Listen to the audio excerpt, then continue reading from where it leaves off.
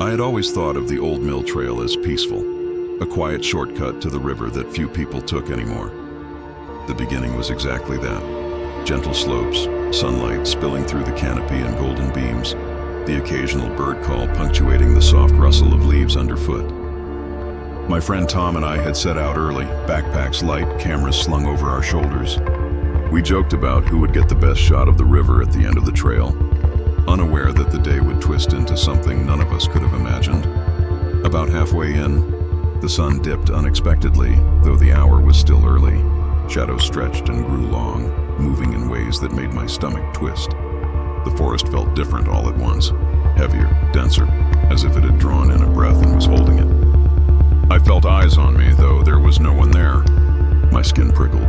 Tom had gone ahead, scouting a bend in the path for photos, and I called to him, but my voice seemed to vanish into the thickening woods. The crunch of my boots against the soil sounded unnaturally loud, echoing through the trees.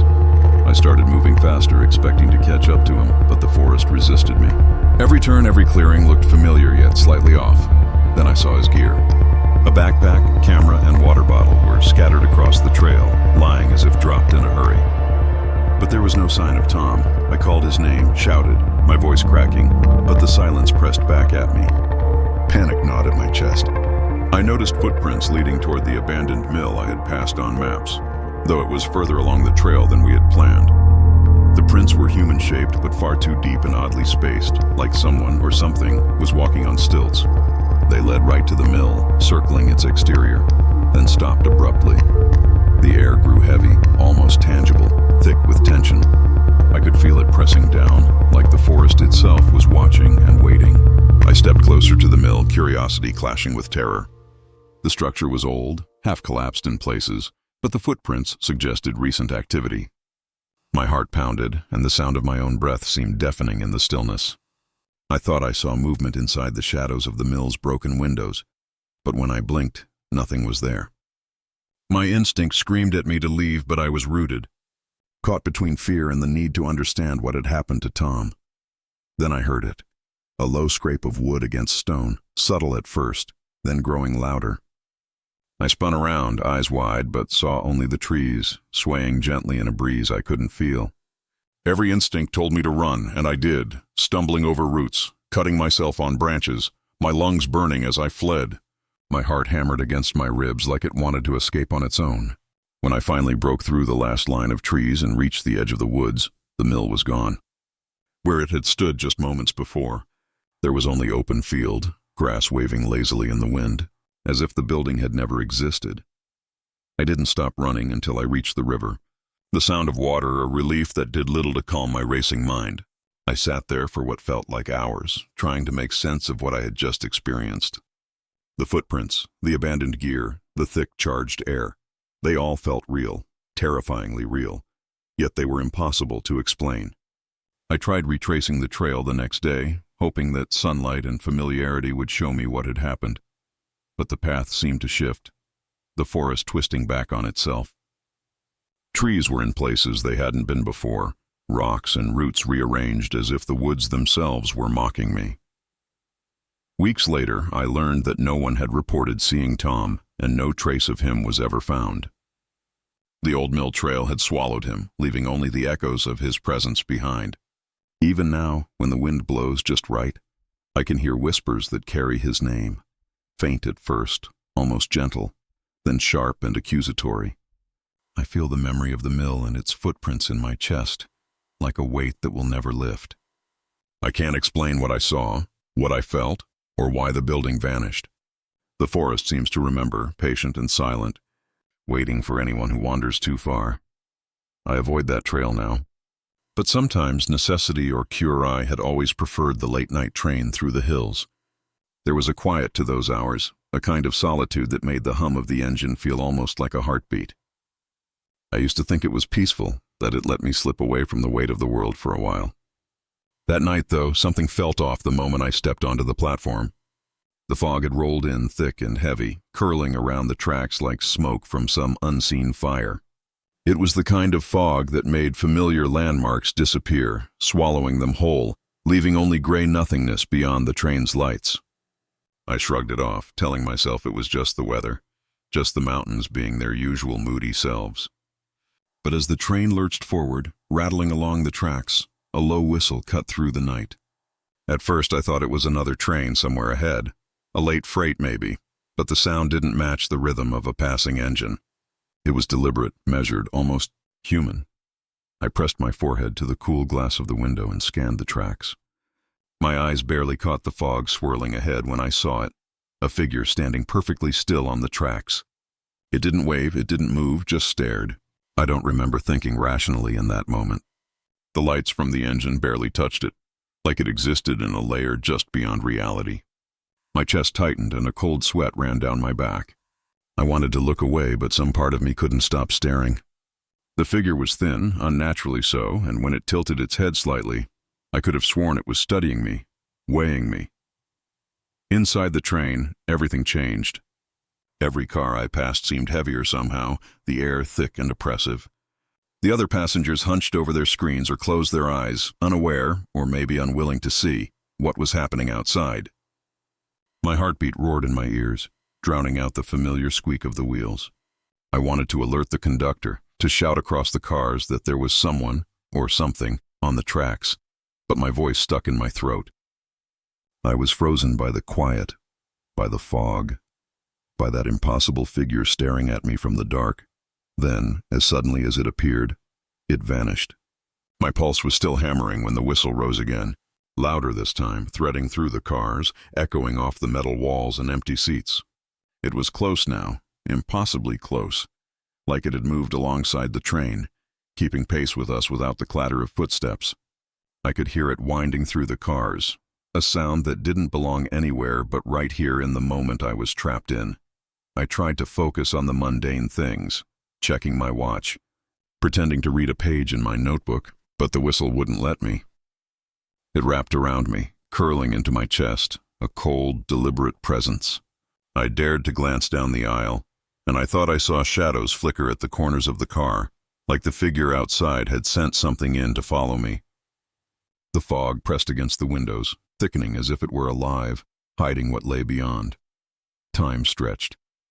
The train rattled along the tracks, each jolt and groan amplifying my fear. I could feel the weight of something riding alongside us, something patient and unyielding. The fog outside seemed to pulse with it, to breathe in sync with the low whistle that had become a thread weaving through the entire car. Every turn of the track, every curve of the rail, felt like it dragged us closer to something I didn't want to meet.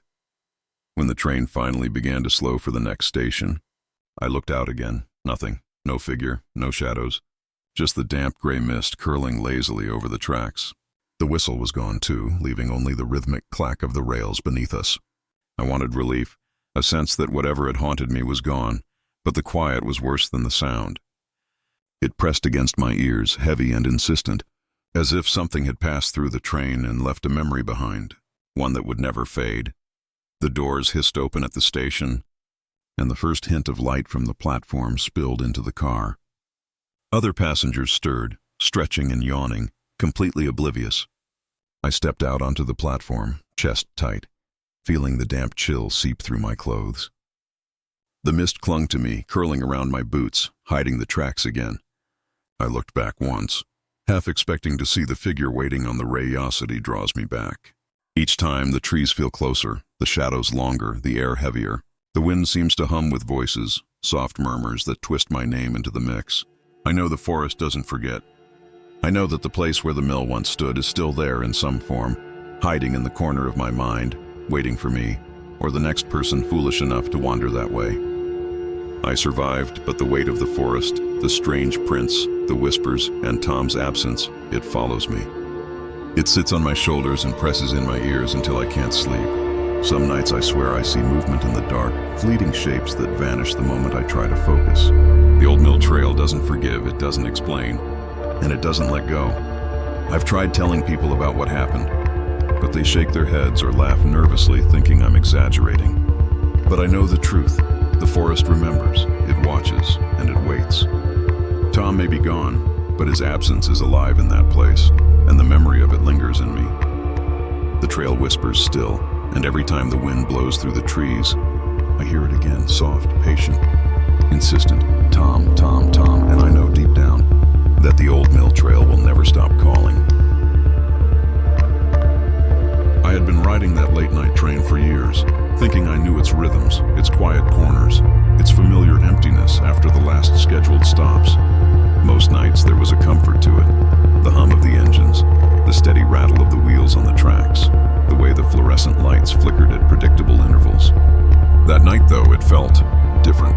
The usual sound seemed muffled, dulled, as if the entire train had been wrapped in some thick, soundless blanket. I leaned back in my seat, trying to convince myself it was just fatigue. Maybe the way the fog outside was pressing against the windows, muting everything. But there was an unease I couldn't shake, a small knot of tension in my chest that grew heavier with each passing mile. I decided to walk through the cars, more to shake off the feeling than anything else. The corridor stretched longer than it should have, the lights swaying gently with the train's motion. That's when I first noticed the shadows. At first I thought it was nothing, a trick of the dim light against the walls, the way a coat hung from a hook, the angle of a passenger's slumped body. But as I moved, the shadows didn't follow the natural lines of things.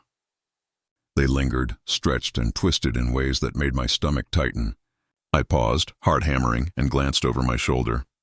There was a shadow on the floor behind me, low and thin, moving just slightly when I froze. I turned quickly, expecting to see someone following, but the car was empty. I told myself it was my imagination. The night was long, I was tired, maybe the fog outside had seeped into my mind. But as I walked further, I began to see more of them. Shadows that didn't match anyone or anything, sliding along the walls, stretching across doors, clustering in corners. I could feel them watching, always at the edge of my vision, retreating the moment I looked directly at them. My breath caught every time a shadow flickered just beyond the doorway, a brief, unnatural movement that didn't belong. I tried to stay calm, moving from car to car, reminding myself that shadows were harmless, that there was a logical explanation. The feeling of being followed didn't go away. It thickened, coiling around me, sinking into the floorboards. Every time I glanced back, I caught a movement that wasn't mine, elongated forms skimming along the seats, bending over luggage racks, slipping under benches. I tried to tell myself it was fatigue again, but fatigue doesn't make a shadow lift its arms slowly, as if pointing at you or curl toward you, inching along the edges of the light. I began to walk faster, my steps echoing unnaturally in the corridor. Each corner I turned seemed longer than it should be. Each door I passed looked darker, heavier, as though something inside was pressing against it from the shadows. By the time I reached the rear of the train, the shadows had begun to coalesce. They were vague human forms now, upright and drifting, moving toward the exit I had just passed. My hands shook so badly I had to clutch the metal railing. The rhythmic clatter of the wheels became a heartbeat in my ears, each jolt of the tracks amplifying the sense of danger. I could feel panic rising, raw and suffocating. My rational mind fought to stay in control. But the sight of those shapes, tall, thin, and impossibly slow, made every instinct scream to run. Though there was nowhere to go, I tried to step back. And that's when I realized something worse. The shadows remembered me. They weren't simply following. They were learning my pace, anticipating my movements, curving around the corners ahead of me. I caught glimpses of faces within them, blurred and shifting like reflections in water. My stomach dropped. I had never been a superstitious man, but I understood in that moment that the train had corners where shadows weren't just absence of light. They were alive in some sense, aware, patient. The rest of the ride was a blur. I kept my eyes forward, forced myself to breathe steadily, trying to ignore the peripheral movements, the whisper of air that carried no sound of another passenger, the subtle pressure in the car that pressed against me like water. I could feel them everywhere now, in the floor, in the walls, in the dark spaces behind the luggage racks. Every jolt of the train made them shudder, stretch, adjust. I didn't dare look behind me again, fearing what I might see, fearing confirmation that they were closing in. When we finally reached the next station, the train slowed and the lights of the platform spilled into the last car. I didn't move until the doors hissed open. I stepped out, every nerve ablaze, my hands slick with sweat despite the chill in the air. Other passengers emerged, stretching, yawning, walking casually, unaware of what had haunted the train for the past hour. I wanted to speak, to warn someone, but the words died in my throat. Who would believe me? What could I say that wouldn't sound like a fevered imagination? I glanced back down the aisle one last time, expecting to see a shadowy form, a dark blur, something reaching toward me. But there was nothing. Only the mundane train interior, quiet and ordinary, humming with the residual sound of engines and brakes. Yet I could feel the weight of those shapes still, lingering in the car, pressing against memory, leaving a trace. Since that night, I've avoided late-night rides whenever possible. But sometimes, even in daylight, I catch a flicker in the corner of my eye.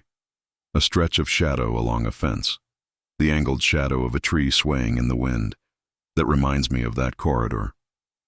I can't stop thinking about how the shapes seemed to follow me, how patient they were, how they remembered my movements as though cataloging them. The thought gnaws at me, corners where shadows aren't just empty space, corners that remember, that wait, that watch.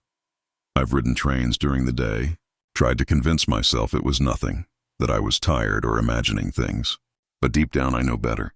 Some part of that night's experience stayed with me, ingrained in memory like a scar. Shadows don't just follow you, they keep a record, they learn, and they wait. I can still feel them, lingering at the edges of perception, whenever I walk down a dark hallway or sit alone in a quiet room. And I know without a doubt that they are patient. The train itself is ordinary, unremarkable, perfectly safe by daylight. Yet I can't escape the memory of that night. The long corridors, the unnatural shapes, the knowledge that there are places on this train where light barely touches the floor, where shadows drift and remember. Even now, I sometimes catch the hint of movement, just a flicker, and my chest tightens. I remember the way those shadows followed, and I realize the fear hasn't left me. It only waits, coiled, patient, and far from gone. I boarded the night train with the same casual expectation I always did, knowing it ran long past midnight and usually emptied quickly after the last scheduled stop. I liked the solitude, the quiet hum of the wheels on the rails, the way the world outside disappeared in darkness. That night, though, something was immediately different. The air inside the car felt heavier, almost viscous, pressing against my chest with a subtle, unnerving weight. The usual clatter of the train, the squeak of brakes, the rhythm of wheels over steel, was muted, as if the entire line had been swallowed by some thick blanket of silence. Only a few passengers lingered, their faces half illuminated by the dim, flickering lights above, slumped in their seats or staring blankly at phones that glowed like distant lanterns in the gloom. I tried to read, but the words blurred. My thoughts pulled toward the eerie quiet that stretched between the cars. It started as a sound almost too faint to notice, a whisper curling through the car ahead of me. At first, I thought it was the wind leaking through some seam in the windows, or the train settling on the tracks. But then it shaped itself into something distinct. My name. I froze. It can't be, I whispered to myself, but the voice was already drifting closer, echoing off the walls and folding into the quiet of the empty car. I called out, half laughing nervously, "Hello? Who's there?" The answer or reply was chilling. The voice mimicked my own tone, repeating my fears, my unspoken anxieties, things I had never voiced to another soul. My throat tightened, and I realized I hadn't felt this level of dread in years. I tried to move, to reach the doors to the next car, but they seemed further than they should have been. The corridor stretched and twisted in ways that made no sense. I could see the car ahead, dim and empty, yet the voice continued to echo, shaping itself in the spaces just out of reach. It was as if the train had been suspended between moments, caught in some half-remembered time, neither here nor there. The lights flickered above, casting shadows that moved independently, stretching longer than physics should allow. My legs ached from moving, yet the car ahead never seemed closer. Hours, or maybe only minutes, passed, and I could feel the anxiety curling in my stomach, sharp and persistent, each heartbeat syncing with the unrelenting rhythm of the train's quiet, unseen motion. Then I saw it, a window, mirror-like and dark, reflecting the car behind me. But it wasn't the car I had just left. Faces filled the seats, unfamiliar and pale in the dim light, watching me with silent, unblinking eyes. I recognized no one, and yet something about them felt impossibly familiar, like memories half remembered in another life. I blinked and they remained, staring, patient, waiting. I couldn't tell if they were passengers from some other time or fragments of the night itself, conjured by the echoing emptiness around me. Every attempt to look away failed. Their gaze followed me across the aisle, pressing into the back of my mind, burrowing into thoughts I hadn't shared with anyone. I wanted to scream, to run, but my body refused, paralyzed by disbelief and fear. I remember moving forward, each step heavier than the last, the voice following, folding into every echo of the train. The doors finally drew near, but stepping through them felt like passing through some invisible barrier. The air was thick, carrying the faint metallic tang of the rails and a strange, indefinable odor that clung to the shadows. I reached the next car, but the seats were empty, the lights flickering normally, yet the oppressive feeling lingered. I could still hear it, the whisper of my own fears, the echo of my name, the quiet insistence of something unseen. I kept walking toward the end of the train, heart hammering, breath shallow, every instinct screaming to stop, but unable to tear my eyes from the reflection that had not left my mind. When the train finally shuddered into the next station, the lights from the platform spilled into the last car, bright and ordinary. The familiar sounds of announcements, the hiss of doors, the shuffle of feet. It should have been normal. But it wasn't. I stepped off the train, chest tight, palms slick with sweat, the air outside crisp and clean.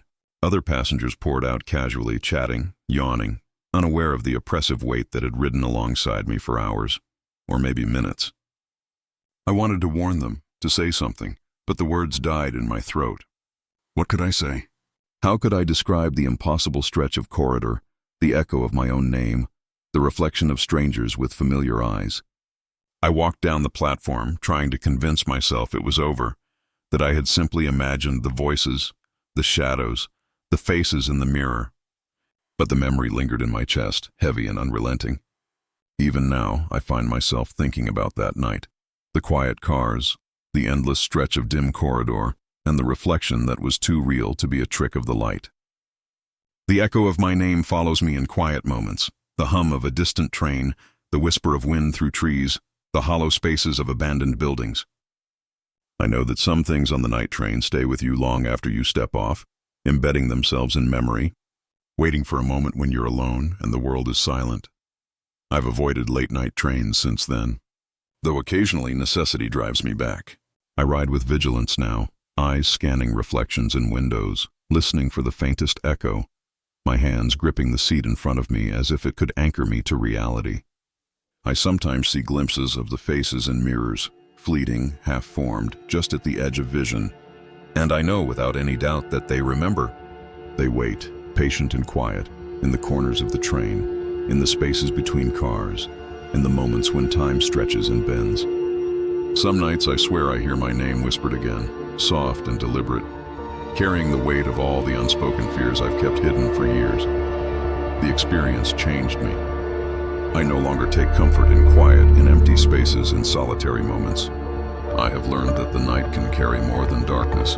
It carries memory, reflection, and observation that is patient and unyielding. The train is ordinary by day, bright and mundane, and yet I know what lies between the cars, in the stretches of corridor where the lights flicker and shadows move. Some things once seen or heard on that night train are never left behind. They linger in the folds of memory, in the echo of a name, and in the faintest hint of a reflection that watches and waits. I had never taken a train alone at night before that ride, but this route was supposed to be quiet, safe. Most of the time, the cars emptied quickly after the last scheduled stop, and by midnight, the hum of the engine and the creak of the wheels over the tracks became almost soothing.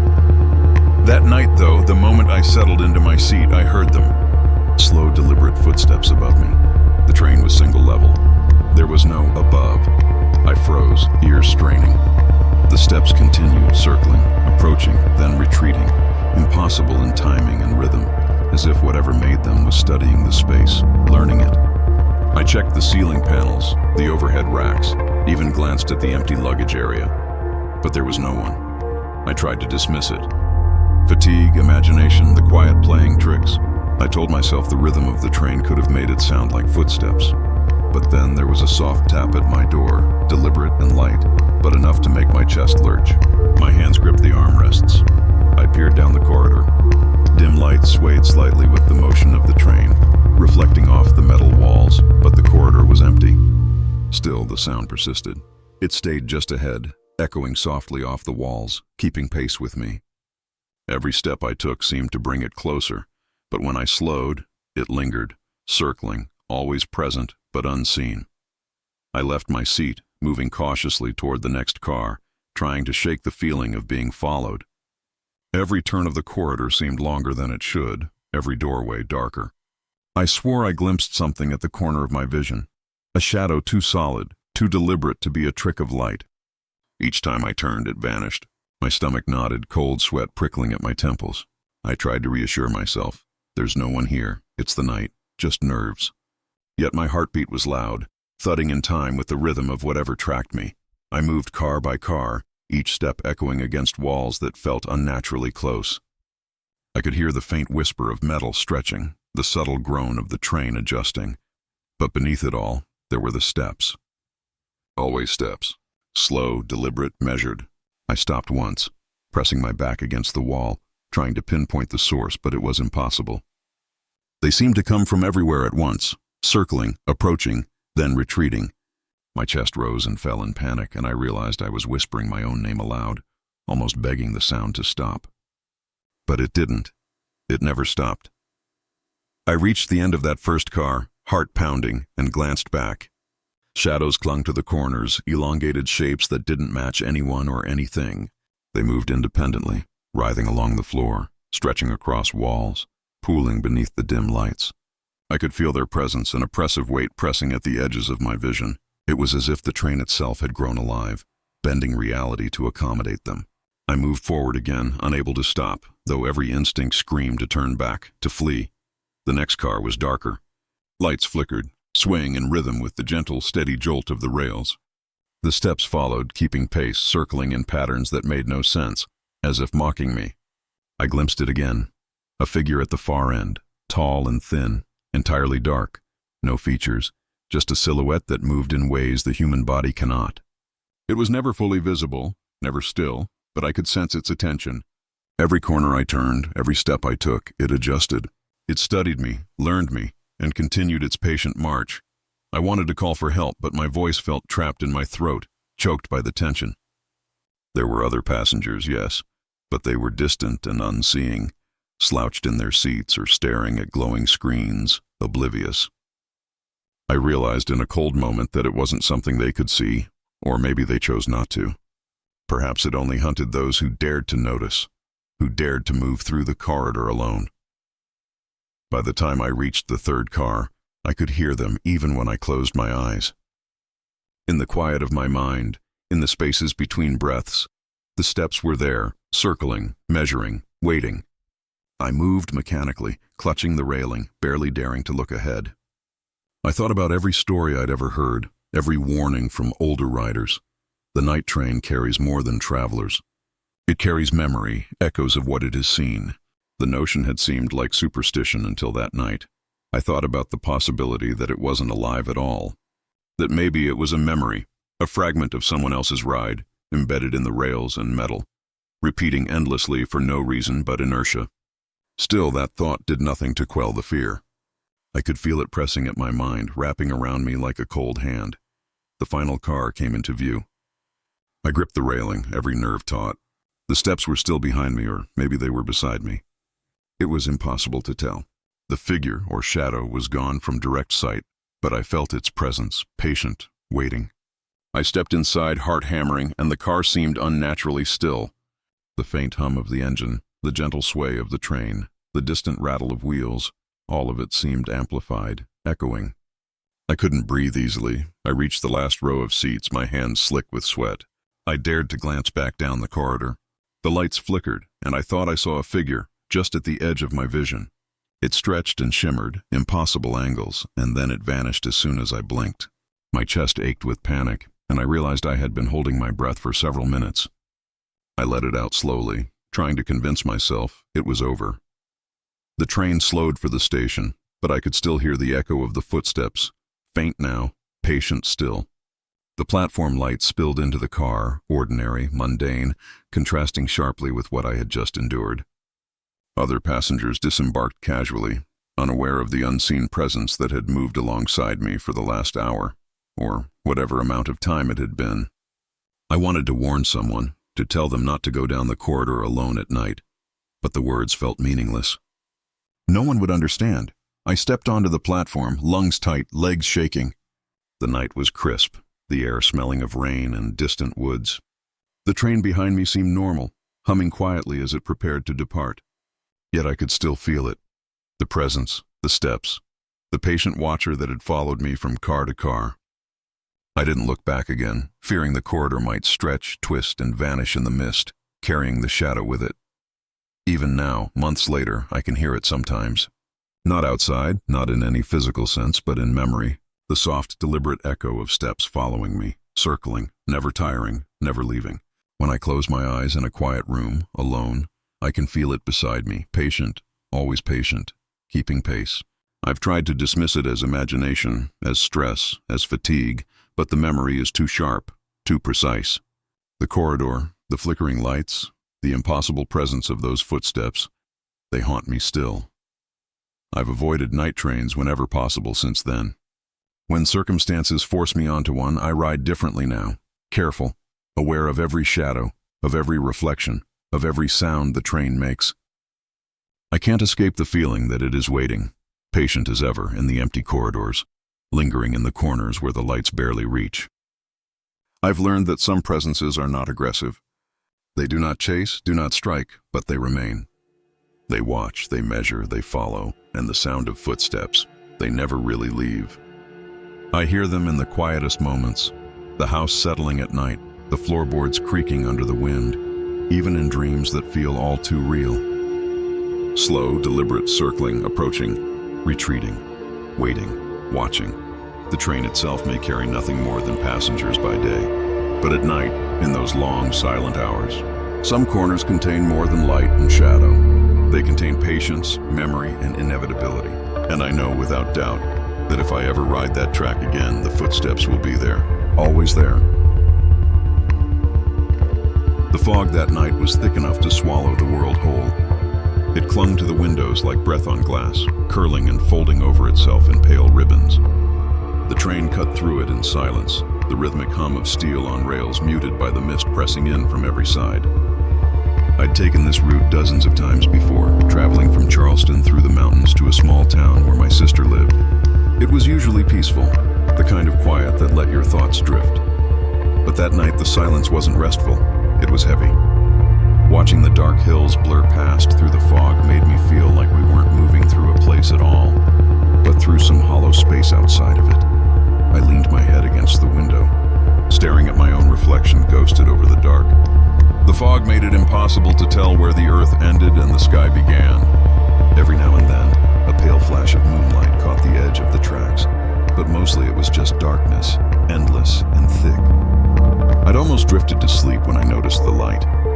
Faint at first, a pale, flickering glow in the corner of my vision, keeping pace with the train. I thought it was a reflection, maybe a lantern or a headlight from a crossing.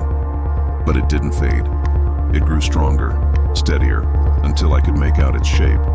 Two beams cutting through the fog, parallel to ours, running alongside. I frowned, pressed my face closer to the glass. There weren't supposed to be any other tracks on this stretch. I'd looked at the route before, one line cutting through forest and hill for nearly 60 miles. Yet there it was, another train, running beside ours impossibly close. I could see its outline through the mist now, the faint glint of metal, the long dark rectangles of its cars. But what froze me wasn't that it existed, it was that it didn't make a sound. No rumble of wheels, no hum of engines, no vibration through the frame. Just silence. The lights shifted. For a moment they looked identical to ours, same speed, same rhythm, but then they began to drift. The other train pulled closer, so close I could see into one of its cars. Inside it was dark, empty, except for flickering shadows moving against the glass. Not passengers, not really shapes, just darkness that seemed to shift on its own. I blinked hard and the lights changed again, fading, then reappearing, this time further back, as if playing with distance. I thought maybe it was an illusion, the fog playing tricks, or a reflection bouncing off the window. I turned to see if anyone else noticed, The car was nearly empty, just a few passengers scattered about, eyes on their phones or staring into the dark. No one reacted. No one even looked outside. My throat tightened as I turned back to the window. The lights had moved again. Now they were pacing us exactly, matching every curve of the track, every subtle shift in speed. It was like staring into a mirror, except the reflection wasn't quite right. I stood, unsteady, and walked toward the end of the car to get a better view. The train swayed gently beneath me, the dull metallic rhythm of its movement barely audible. As I reached the connecting door, I glanced through the small window and froze. The lights from the other train were there too, just beyond the glass, so close it felt like I could reach out and touch them. For a brief second I saw something in the glow, figures lined along the windows of the phantom cars.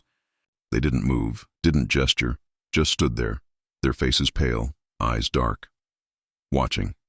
The lights flickered once, twice, and the figures vanished. My pulse thundered. I pushed into the next car, half expecting someone to be there waiting, but it was empty, the air colder somehow. The fog outside had grown thicker, wrapping the train like cotton. I couldn't see more than a few feet beyond the window now.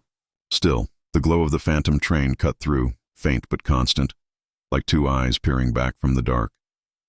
I moved slowly down the aisle, trying to shake off the dread coiling in my chest.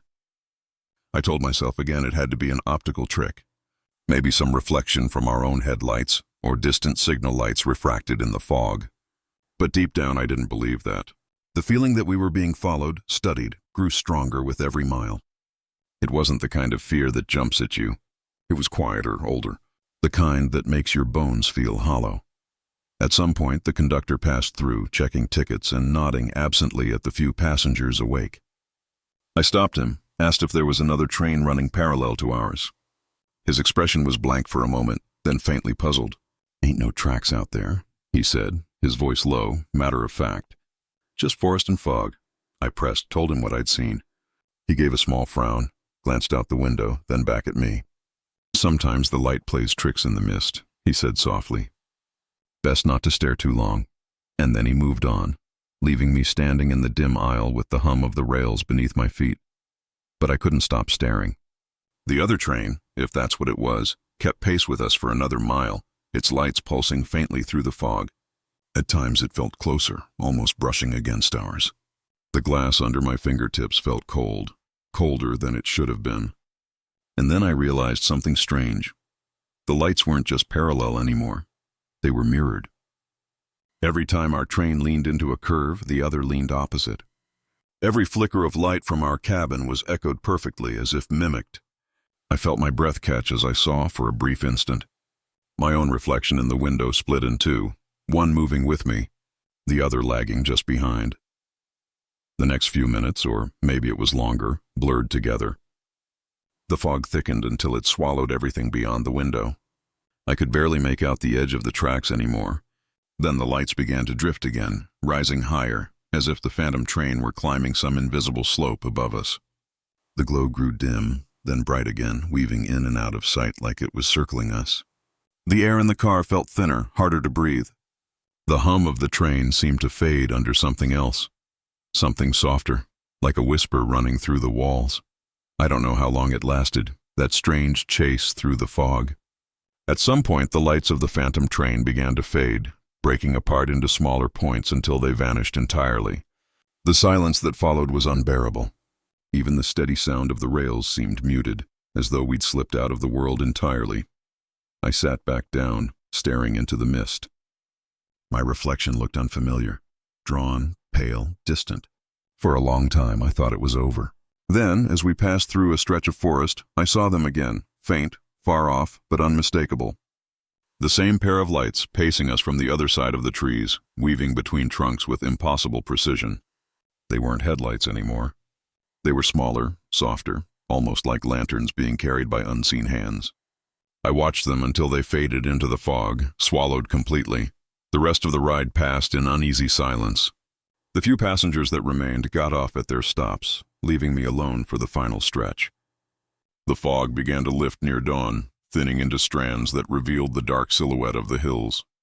When we finally rolled into the station, the sun hadn't quite risen, and everything was bathed in that gray half-light that makes the world look half-finished. I stepped onto the platform, the chill biting through my coat. The air smelled of wet metal and pine. I turned back once, just before the train pulled away, and for a heartbeat I saw it again, across the tracks, half-shrouded in mist. The shape of another train, still and silent, its windows dark, its headlights burning faintly.